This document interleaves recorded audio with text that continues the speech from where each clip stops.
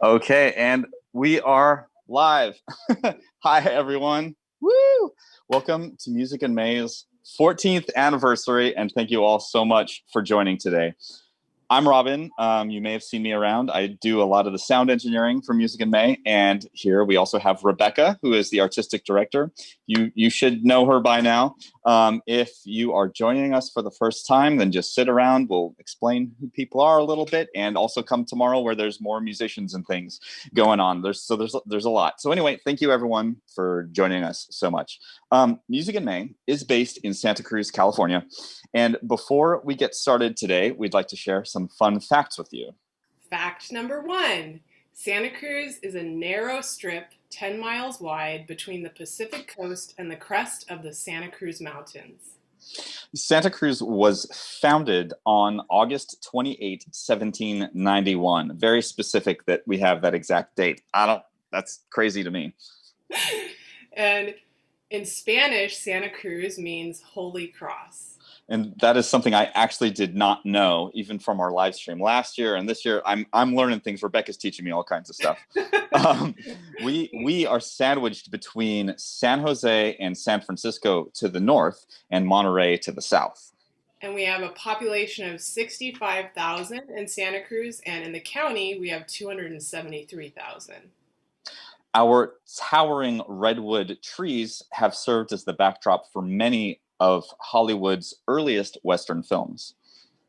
Right here in Santa Cruz, it's the center of the organic agriculture movement. You can find a farmer's market almost any day of the week, and my mom tells me that regularly.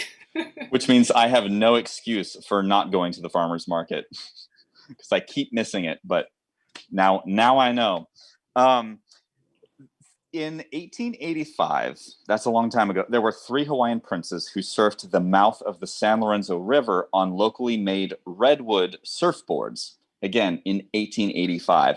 The account of their visit, is one of the first public mentions of Santa Cruz. This is the birthplace of mainland surfing. In the 1930s, local teens began building their own 60 to 90-pound longboards in their high school wood shop. The wetsuit, if you've heard of that, mainly used for surfing, was invented in Santa Cruz by the surfer Jack O'Neill. Our beach boardwalk is the country's oldest amusement park in operation since 1915. The wooden Giant Dipper roller coaster has been running since 1924. And even though it's old by today's standards, is 97 years old now, it is really fun. So if you don't live in Santa Cruz and you do ever make it out, give it a try. And for our final fun fact, the iconic mascot of UC Santa Cruz is the banana slug. So welcome again to our 14th anniversary celebration. Since 2008, Music in May's tradition is bringing live concerts Memorial Day weekend. And in lieu of that, like last year in 2020, here Robin and I are once again. Woo! And unlike last year where we did a 4-hour live stream, which was amazing how quickly that flew by, those 4 hours. Went really fast. This year, we're going to have the 2 live streams, one today and one tomorrow. But before going into today's program, let's talk briefly about tomorrow's live stream, which will be 5 to 7 p.m. Pacific. There's so much that has happened in the past year since last year's live stream, since the usual May concerts of Music in May, especially in my life. And tomorrow I will be sharing a little bit about that. Also, we will be revisiting the work that we did with the e-education videos and some behind-the-scene stories. And the e-education was electronic education that we did in lieu of the in-person student outreach for 2020. And before I want to insert something really quick. I want to talk about our donors, and I want to pull them up on the screen for everyone to see. Here are our donors, and without them, everything that we have done would not be possible. Especially last year, we were still able to pay the musicians that did all of their excellent education videos for us. And so we really just want to give a shout out to all of our supporters who really makes so many things possible for Music in May. Yay, a big hand for them. So also tomorrow, if you join us, you're going to hear a varied and wonderful program with performances by guitarist Rupert Boyd, a trombone player Dennis Hiron, cellist Wendy Law. I'll be playing a little along with pianist Christine McLeavy-Payne and cellist Jonah Kim, flute player Julietta Currington, and rounding out the program, trumpeter Omar Latif. And that was a lot of information that we just threw at you. So you don't have to remember all of it. You can go to musicinmay.org to find all of that information, and specifically about these the two concerts, the two live streams with concerts today and tomorrow. You can go to musicinmay.org/livestream. But if you just go to the main Music in May page, you can find a link that gets you to the live stream page. So again, musicinmay.org. Okay, if you haven't already, grab a drink. We want to celebrate you. We want to celebrate with you throughout the live stream. Join in the conversation by typing into the chat box. You probably see me looking back and forth between my computer. I will be looking in the chat box and trying to engage you, and we'll try to respond to your comments and those sorts of things. But type in the chat box, and since we can see you, take a selfie of yourself watching the program and email it to musicinmay@gmail.com. So go ahead, take a selfie of yourself with our program in the background, email it to musicinmay@gmail.com. We would love to see you watching our live stream today. Again, if you can't remember the email, just Google Music in May, find the website, the email will be on there. So here we go. Happy 14th anniversary. Cheers. Cheers! So let's back up. How did it all begin? I had a dream. I wanted to bring back the gift of music to my hometown.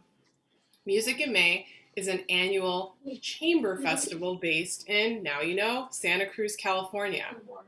And Music in May is not a preset ensemble like so many are. They'll have, a resident ensemble that fills out the bulk. Music in May does not have a preset ensemble. Each season is really a surprise, and we feature a rotating roster of renowned musicians. That's a mouthful. A rotating roster of renowned musicians.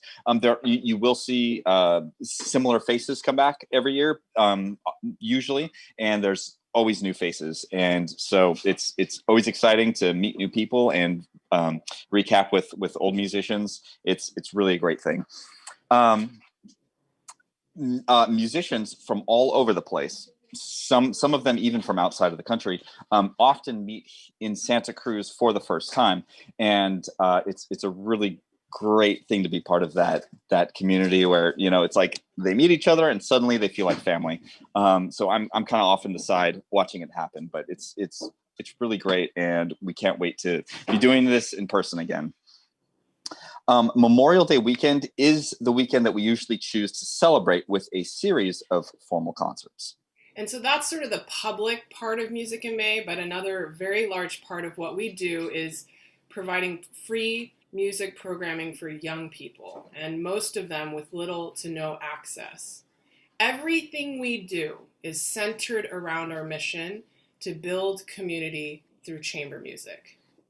And 2021 was no exception to that. One particular activity was in December, we had a couple of surprise pop-up concerts that happened. We live streamed to the Santa Cruz Juvenile Hall, and it was in one of our supporters' carport, Joanne Tanner. She opened up her carport to us and gave us internet, and it was 38 degrees outside while trying to perform. It was Kristen and Rebecca, and they were just like, how am I doing this right now? But they did an excellent job.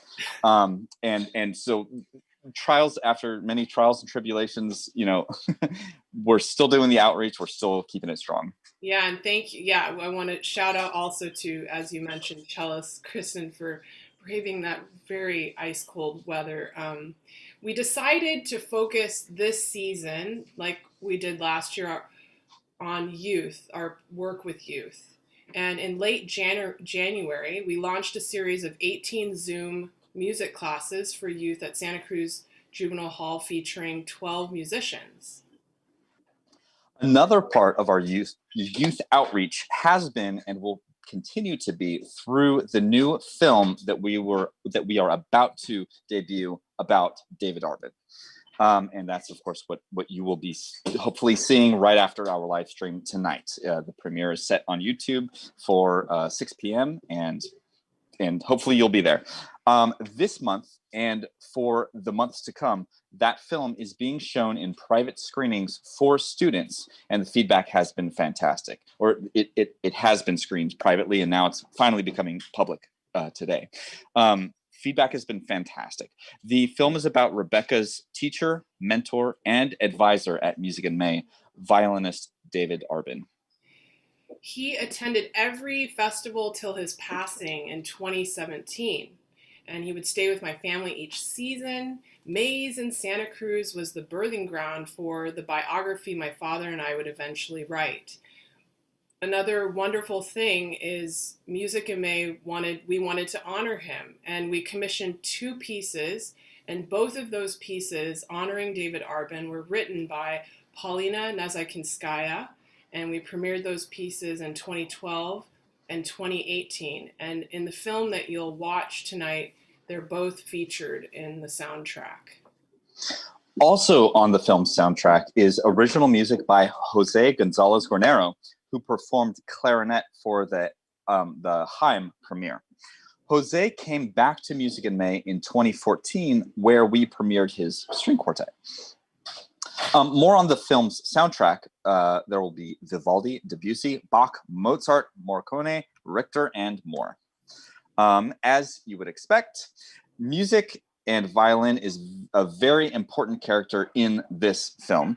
Of course, you'll hear Arben and the performances by Rebecca that I recorded. Woohoo! Shout out to me. And special thanks to Twin Lakes Church for the venue that we recorded those pieces in. Well, I'm going to miss you, Robin, but I think now is a good time for me to welcome my dad, Dr. John Jackson. Excellent. So, bye. See you a little bit later. See you a little later. For those of you who do not know, my father and I co-authored the biography about David Arbin. It was an incredible father-daughter project, and my dad's love of documenting and history truly made us the ideal team to accomplish this task, if I may say so myself. Dad, would you share with us about your background and those interests? Growing up, I always loved reading books, different subjects, biographies, history, particularly World War II. I took a special interest in family history, interviewing and documenting what older relatives could share of times and events they personally witnessed. Bible study and archaeology were other pursuits. I went so far as studying Hebrew and working in Israel. In the back of my mind, I retained the ambition to someday write a book, not knowing it would be with you.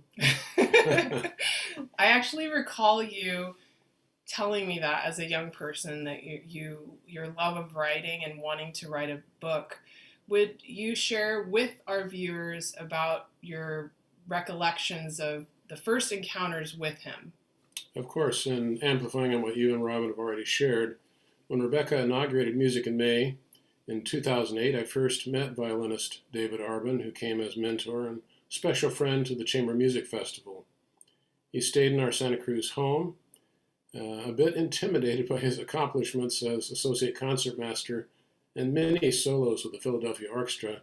Nevertheless, I very much wanted to hear of his origins in Eastern Europe, survival through 4 years in 7 Nazi slave labor and concentration camps, immigration to the United States, music study, performance around the world, but maybe most of all his perspective and wisdom distilled from overcoming such horrendous lows and arriving at heights of achievement. Do you remember the first conversations that you had with him? Indelibly registered in my memory. The first morning at our kitchen table, I fumbled for how to start the conversation. My comment was, "I wish I knew the right questions to ask you." His reply encouraged me a bit. "That's a good start. I seldom talk about these things unless the person asks the right questions." So encouraged, I immediately plied him with many inquiries and, with permission, used my Sony digital audio recorder. He proved to be a remarkable talking storybook. Actually, going back, do you remember when I don't know many people in my life who are documentarians like yourself. Do you remember when this habit of recording other people sharing their stories began? Well, the desire came earlier, the impulse, if you will, but I really got into full swing in the early 70s, starting with my parents' generation, grandparent generation, really any of the oldsters who could tell of the times and events they witnessed. I started recording 50 years ago. And tell us about that transition from documenting to writing the biography. Well, Mr. Arben came back from his home in Philadelphia to stay with us in Santa Cruz during Music in May's annual festival. As Rebecca and Robin highlighted, she commissioned original pieces of music for performance in his honor, the honor of her mentor. Meanwhile, I kept amassing priceless history through hundreds of hours of interviews as well as video documentation. When we broached the subject of a book based on his life, not surprisingly, we weren't the first ones to think of it. He was particularly protective of memories of family, all lost in the Holocaust, and the friends who stood by him through thick and thin over the years. It seemed some individuals had approached him for rights to the story, but not on his terms. We repeatedly reassured him we would not do anything other than utterly accurate rendition of events and not include any names or details which he directed us to exclude. Eventually, he was so captivating, such a special person, we followed him to Philadelphia, to Puerto Rico, to Florida, where he took winter stays, even in Florida, where Rebecca's playing at the opera there.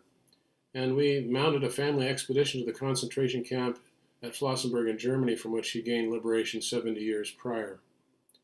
We showed him preliminary drafts of the book, basically a collation of his captivating quotes. Thankfully, he approved.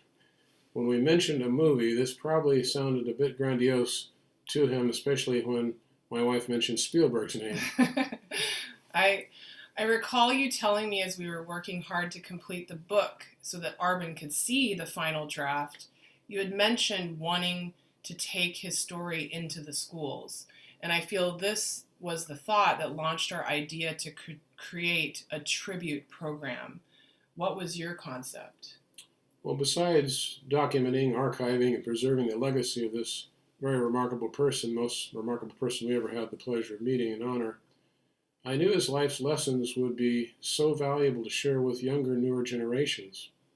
After publication of Arben, David Arbin's Life of Miracles and Successes, by the way, the only title he approved of, after rejecting dozens that were submitted, we developed a multimedia book presentation, taking it first to schools. As Robin explained, Music in May really wants to reach youth with the power of music.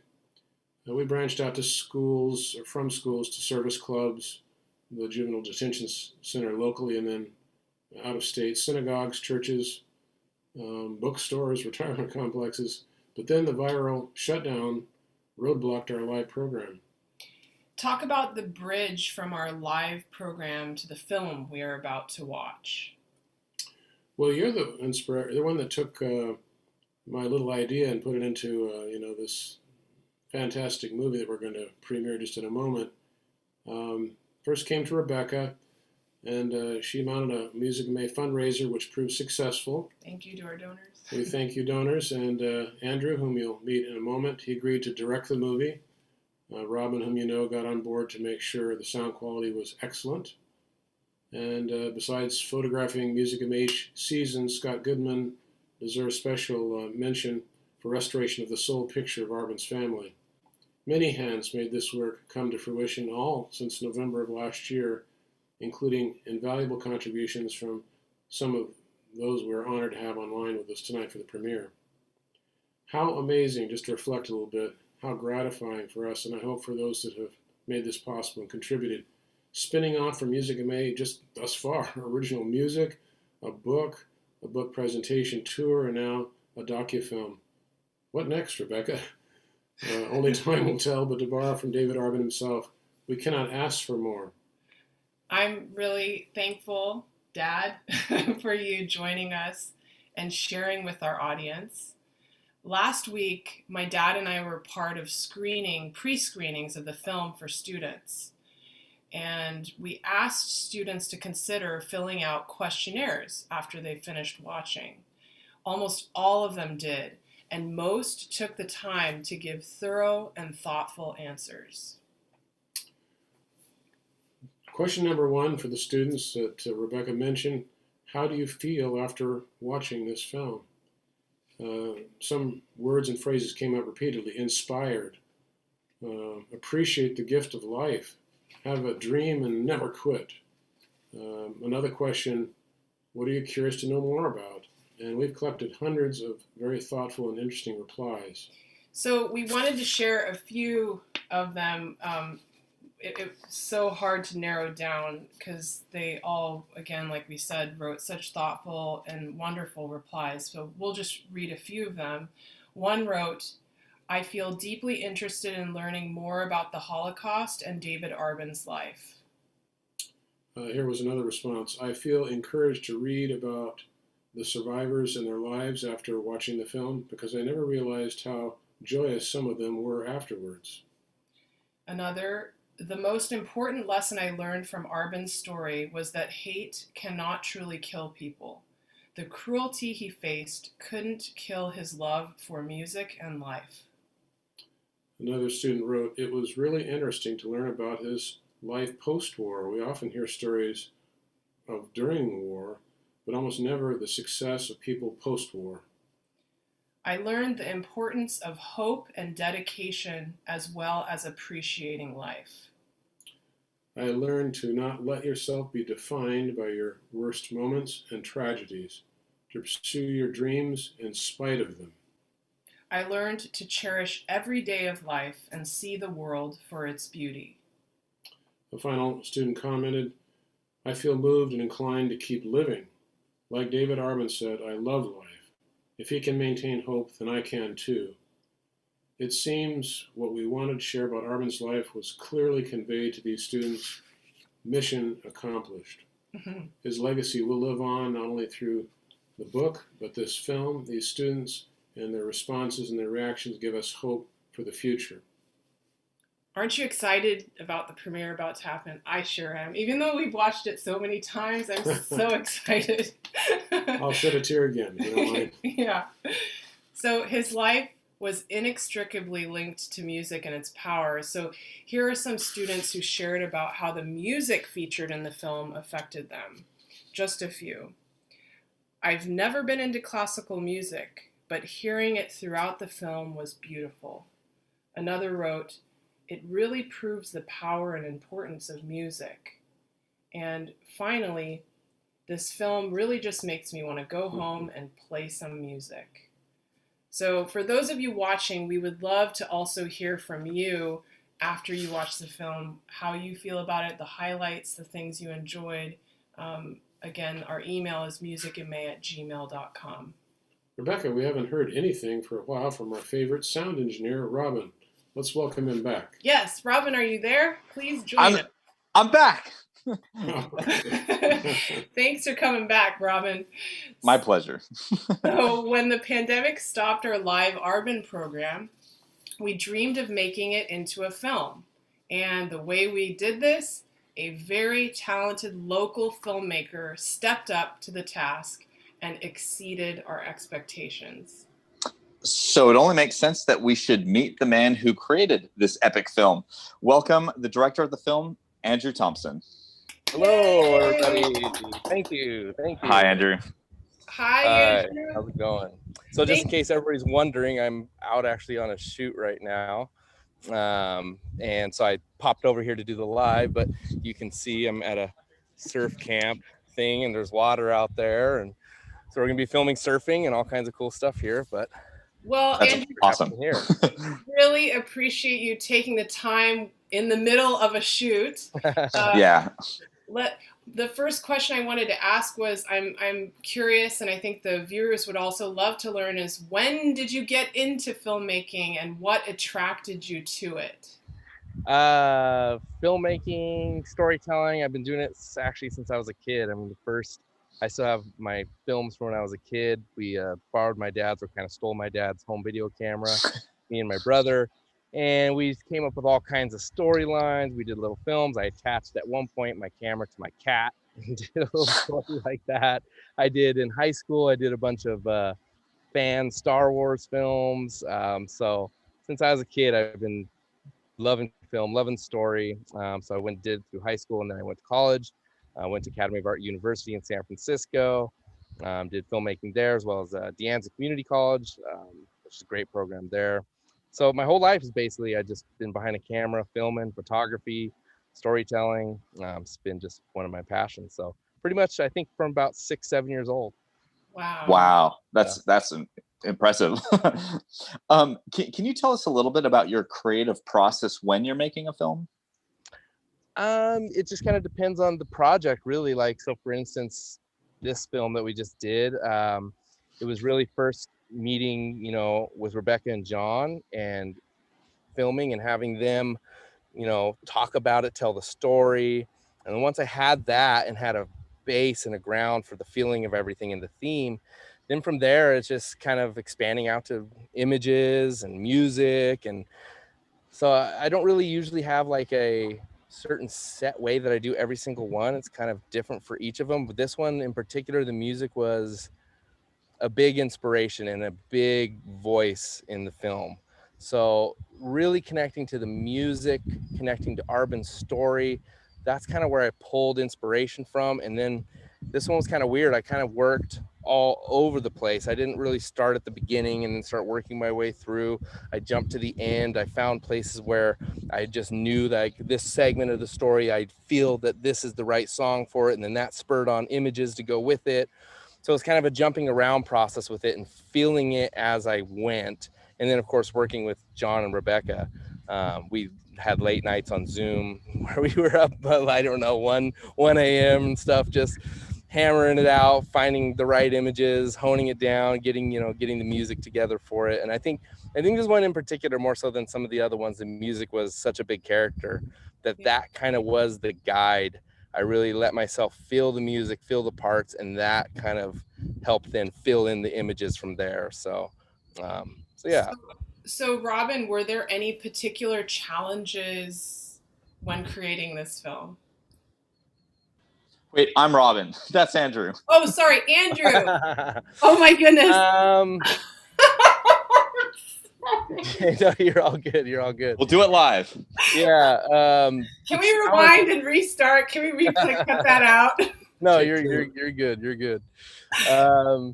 Challenges, yeah. I mean, one of the main things was I wouldn't really necessarily call it a challenge as much as just when I heard Arben's story and I got to see and listen to the things that he went through, there was just some emotional points in the filmmaking that really affected me. I mean, the life that he lived, the past that he went through, the trauma that he went through, and then to come out from that and live a truly fulfilled life where he just seemed like I watched, tons of the old footage and stuff of him just talking, interviews.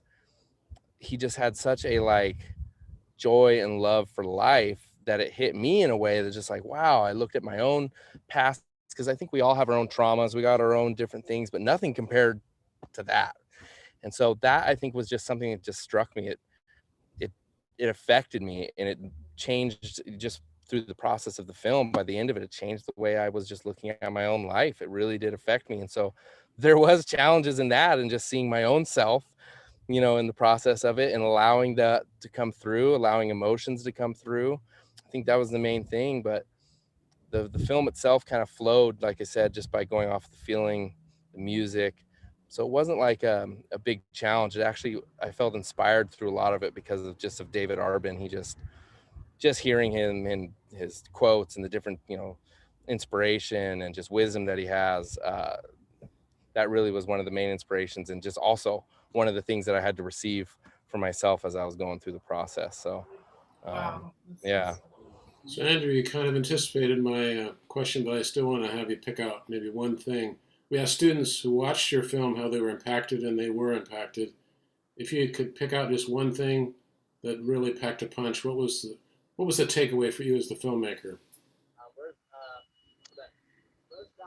I think one of the biggest things that I took from the story and everything was just really taking a step back and choosing to enjoy life. I mean, that seems so simple and kind of basic, but it can actually not be at times. Like, we all have hardships. We all got, like I said, we all got stuff. We all got traumas, pains from the past, things like that. And when you get to see someone's story like this, that's what it just kind of puts it in perspective a little bit. And so that was the biggest thing. I mean, he was just having fun. Like, that was one of the main things I saw from so many of the videos and clips, and just talking to you guys. He had a lot of fun even after going through all of that. He just really enjoyed life. And I think that's about as basic as it gets. And I think we need to remind ourselves that at times. I know I did. This was a reminder for me to just stop a little bit and say, I can just enjoy it. I don't got to be so serious about things. And you know what I mean? Just really make that choice to say, I want to live my life and have a fun life and a full life. Mm-hmm. And it came at a good time for me too, because I was going through challenges through COVID, through all this stuff. So it came at a really good time for me because that was one of my focuses is just kind of lightening myself up and really enjoying and having fun with everything that I'm doing. And so that, I think, was one of the biggest things. It just really helped just to hear that and just to hear a story.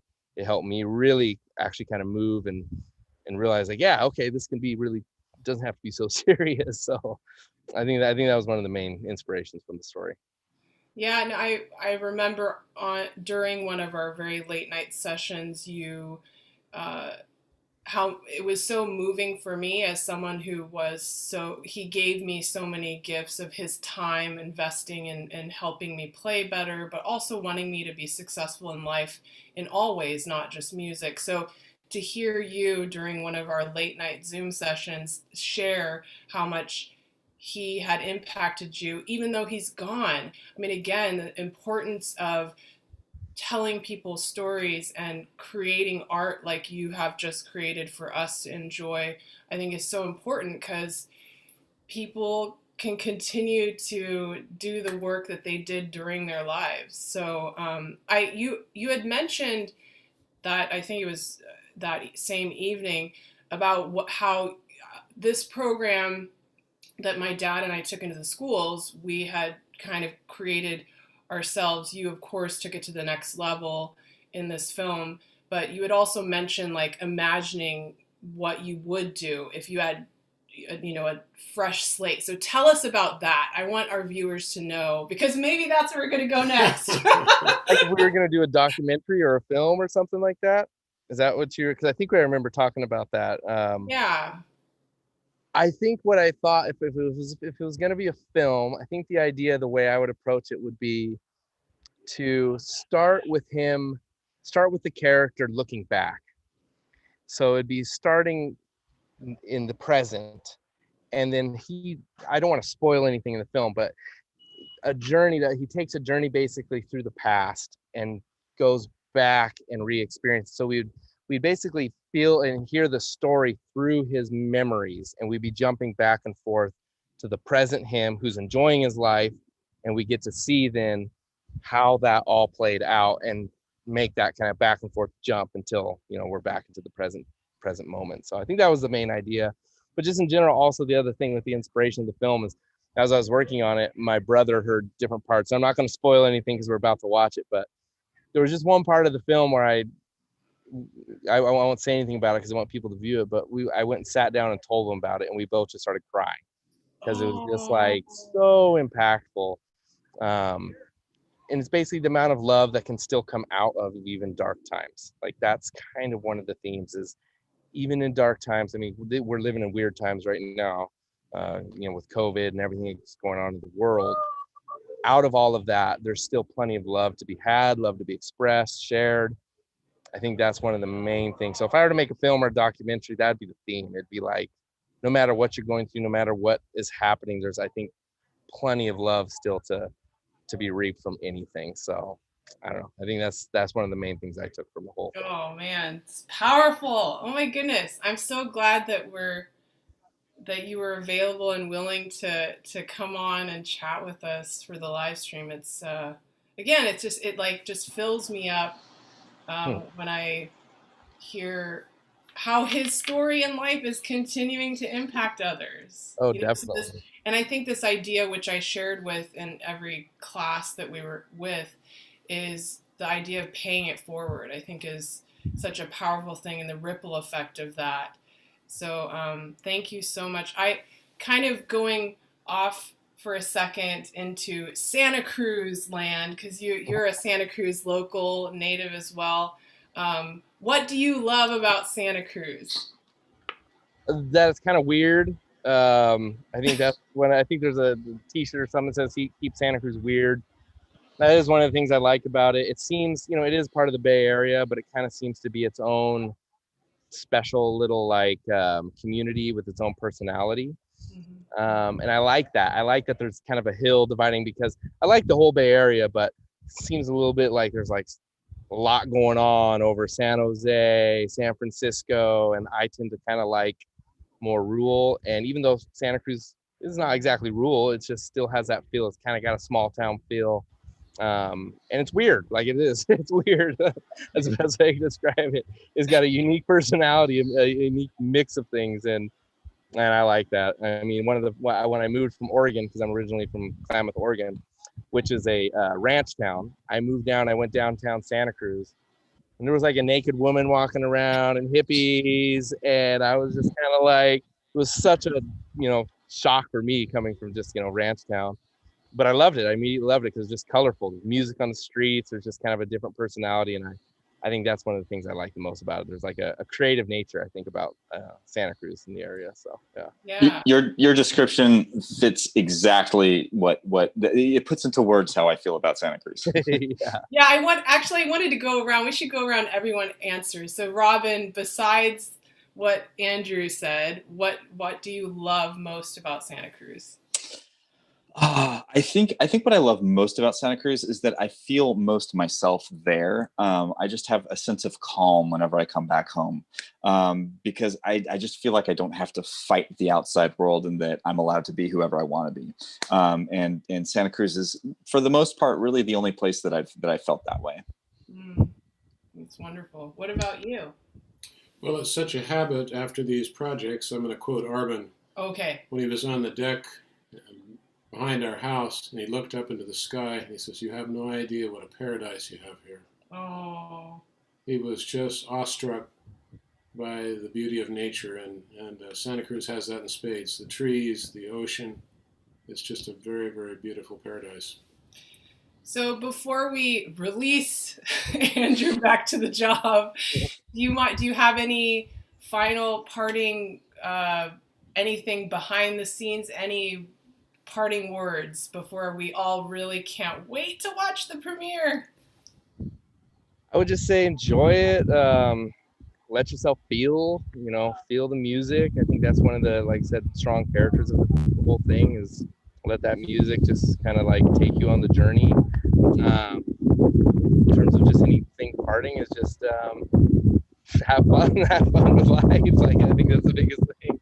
Have fun, enjoy, and listen to Arben, listen to the whole experience, and see how it affects you. Let yourself be open and let it affect you, because like I said, I had a great experience with it. I think most people are. So yeah, I think that's it.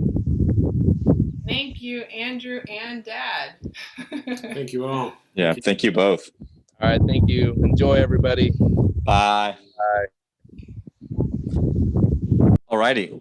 Well, I'm gonna poke my head in here and start speaking again, that was wonderful to hear from both Andrew and your dad about all of their experiences with this film and in creation and everything. I want to quickly share, there were a couple of comments of people who on YouTube who have either read the Arben biography or possibly met him in person. But I'm just going to comment on what they said, or I'm going to say what they told us.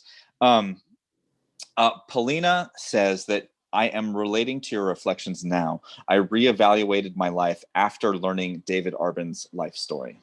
Wow. So I think it's a constant message across the board that, think about what you have. Think about your life. Is that Robin? Is that Paulina Nazakinskaya? Yes. Yeah. I wasn't gonna butcher her name on YouTube while she's watching, but you say it very well. Paulina, thank you. Hi, Paulina. Hi, Paulina, and thank you so much to Paulina. Her music really, Arben always counted her a gifted composer, and she was there. I threw a surprise birthday, his final birthday, and she came, and many other amazing moments. So we're very grateful to Paulina. And then Steve Dickman says, it seems simplistic and obvious, but I've learned to never take a day for granted. So there's really a very clear message that's coming through, the example of David Arbin's life. So even though I'm involved with Music in May, I have not seen the film yet. So I'm very excited to also see the premiere in about 17 minutes from Yeah.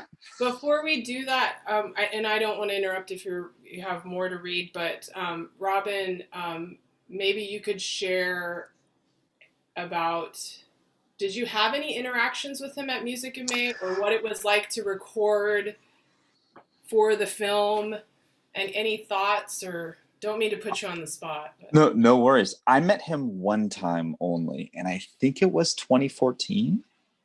I think it was that year. It was one of the first years that I was working with Music in May. But I knew that he was your violin teacher, but I didn't know much more to the story. And so I thought, okay, here's this older guy who's been Rebecca's teacher, and that's all I really knew. And I remember meeting him and feeling a sense of calm and just being very comfortable in his presence. And kind of like what I mentioned about Santa Cruz, I don't have to worry about my appearance or whatever it is. I felt like he didn't care who I was in terms of my presentation of myself. And he was interested in, the person behind the person, or something along those lines. And I kind of came away from meeting him. We only exchanged a few words, but it had an impact on me. And it took me a couple days to think about it and go, there was something to that interaction. And then only a few years later, after it passed, did I finally learn more about his incredible life. So yeah, that was my limited experience with him. Yeah. But it's wonderful that you and your dad both have done so much work to preserve his legacy, to try to communicate his legacy.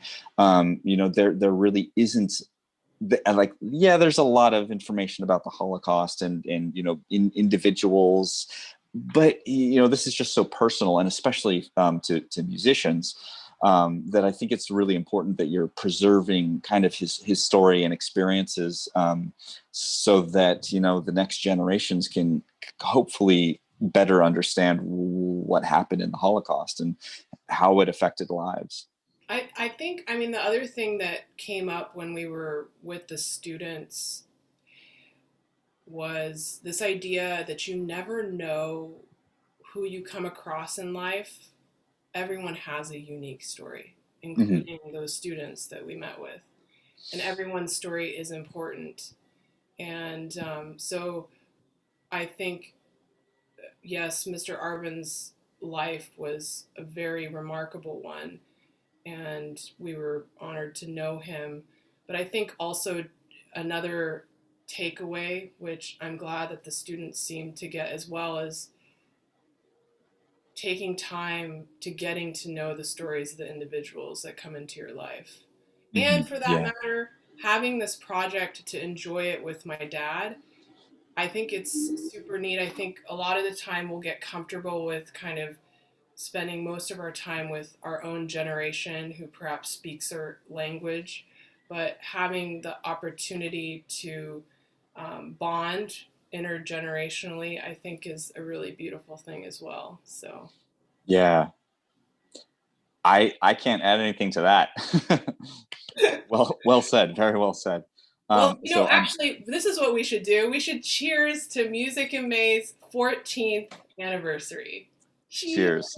cheers. Clink.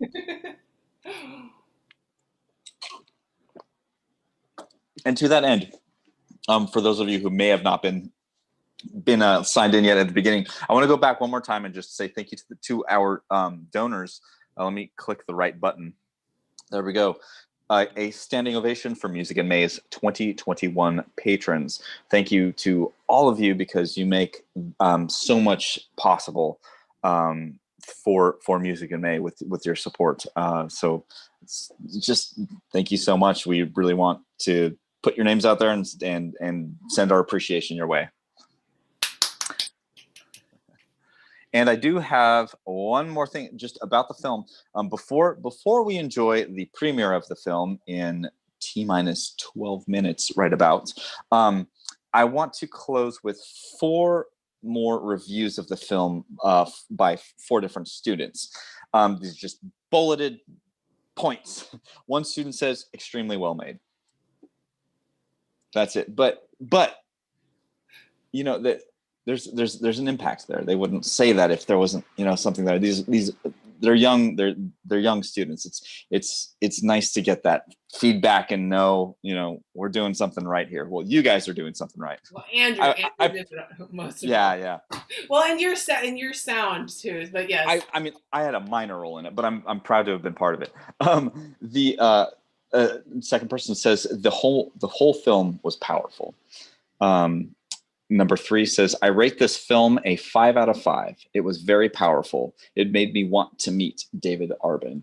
And that kind of speaks to me, because there's so many musicians that have affected how I've approached music, who are long gone, both, recently gone and hundreds of years gone. And, getting to learn who they are through their music. You don't learn who, their personality, but, their musical personality. So many musicians have made me want to meet them because of their music. And it's just, it's nice that there is something of David Arbin left that can be shared, something personal of him remaining. Final comment is the film was very powerful and impacting. It was an amazing film and should be watched by a lot of students learning about the Holocaust. And I think that's the goal is, everybody's read the Anne Frank diary, and that's, I think, very important, very useful. But, another perspective, especially of somebody who went on living life after the Holocaust and had to, pick up the remains of a life after that. So it's wonderful to see the impact that this is having on students. Okay. We're 10 minutes away. We're going to have a brief intermission. The film will begin in about 10 minutes. So stand up, stretch your legs, and before we begin.